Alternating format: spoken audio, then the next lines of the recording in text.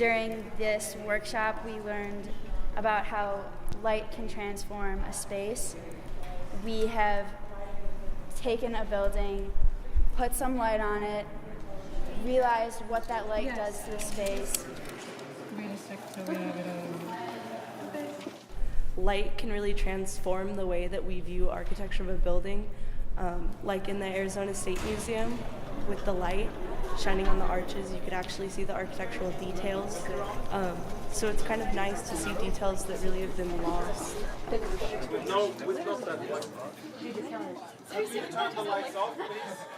I thought it was really interesting to see how different colors could affect different surfaces, using colors to either wash out or accentuate a specific material.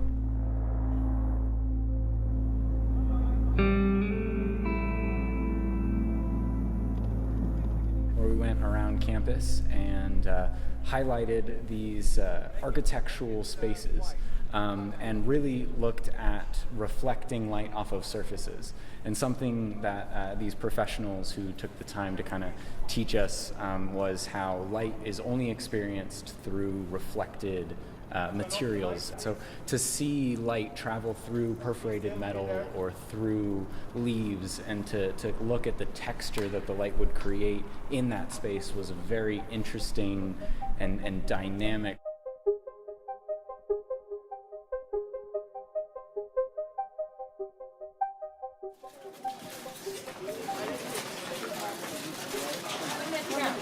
Or is it? Good. Or take the green filter. And then the second person is actually illuminating the trunk with a very narrow beam. And then you use one of the more orange filters to bring out the brown in the box. Orange might be good, but maybe we need to go. You see how it looks like it really catches? Yes. So over here. And then help me. This trunk is actually not going to be in the picture because you're on the wrong side, so could you come to the outside? We think that the path is going to be brightly lit, but other than that, we don't know what's going to happen with the light until after the photo is taken.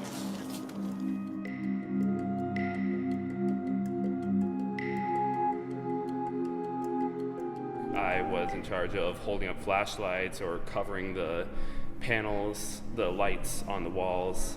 And it was really intriguing, I guess, to be an active part of the artwork that we were creating. It made me kind of rethink or reimagine what light is or how you could use it. Like, instead of just an installment on the wall, like using it to illustrate what that space it is guiding you to is. Maybe it makes you think of it kind of like a material instead.